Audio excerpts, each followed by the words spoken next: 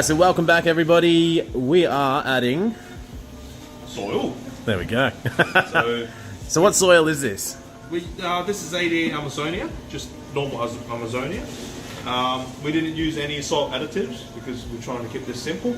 Of course, if you want to use salt additives like the powders and stuff, 100% because they work.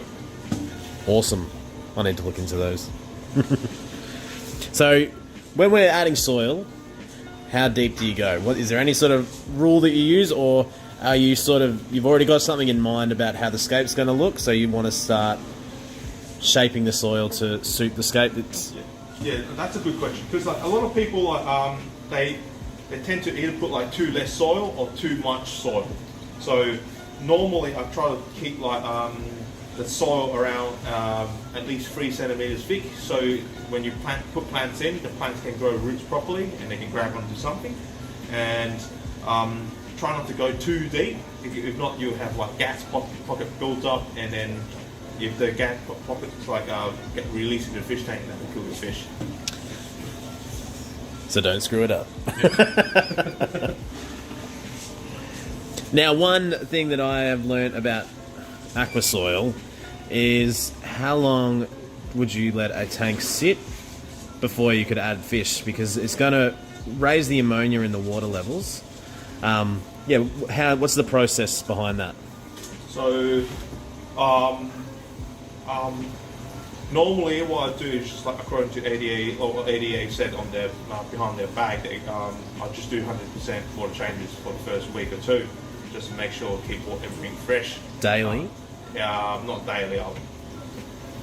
I'll use too much time just doing water changes. But I'll just do like every other couple of days. I'll just do 100% water change just to clean it, and at the same time I'll just test the ammonia level as well.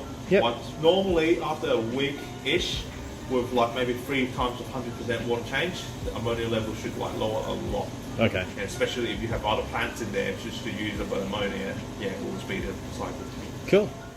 A lot of people just use like the gravel flattener. I normally use my hand or like a credit card.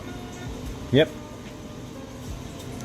I kind of like it when it's not exactly perfectly flat, because it feels a bit more natural. Yeah, but we can always change that later on. If you want to build up a slope that makes the scape look more like dynamic, you can always do that as well. So let's just put the wood in.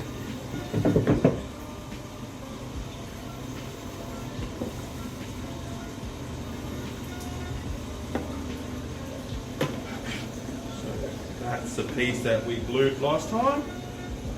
Let's put the stuff in the front and see how it goes first.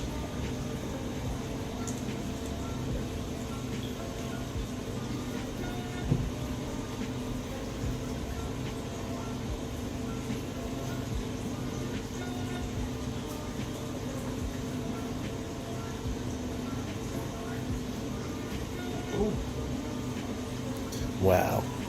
Very cool. Look in the front. I'll just adjust it a little bit. And you name it Dragonstone.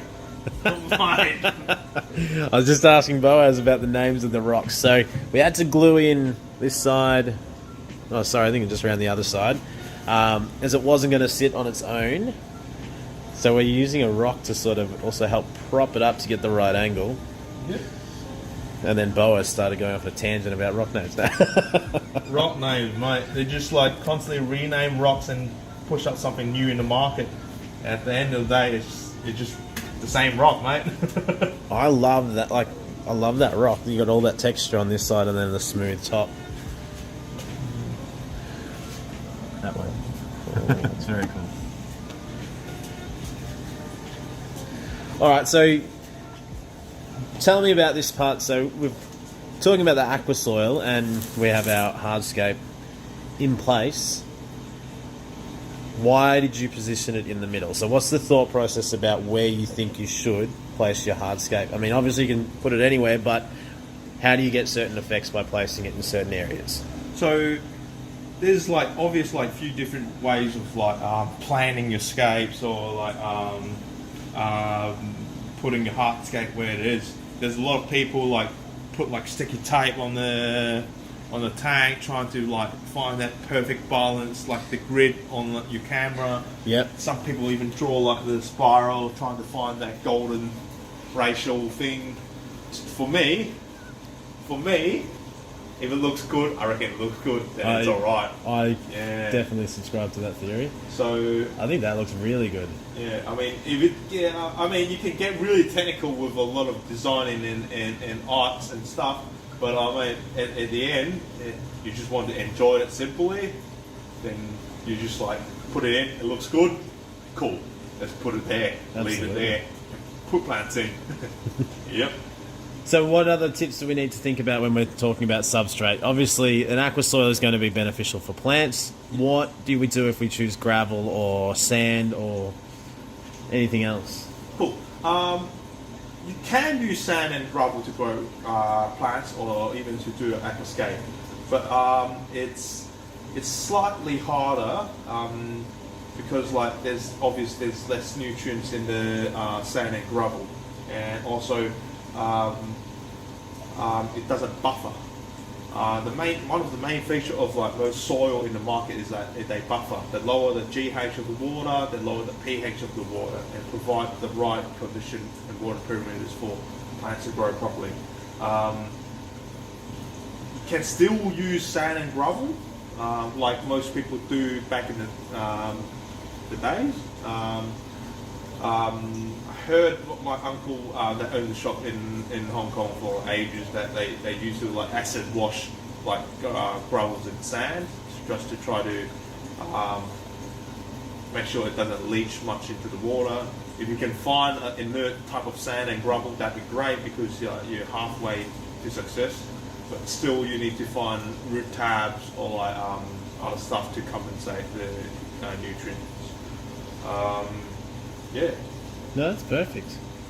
So what is the next step? Once you're happy with your hardscape, you've got your soil in there, what do we start thinking about next?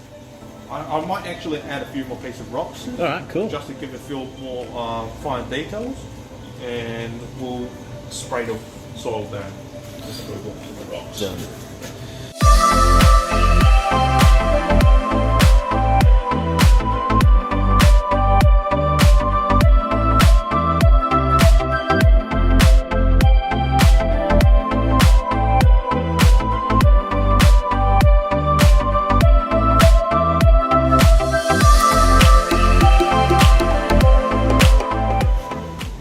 Alright, so that's our hardscape. It looks amazing.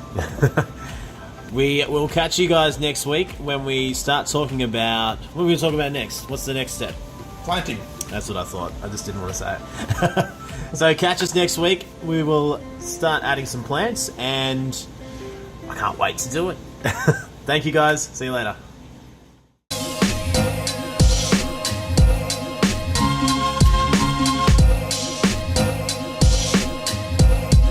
What a wonderful world.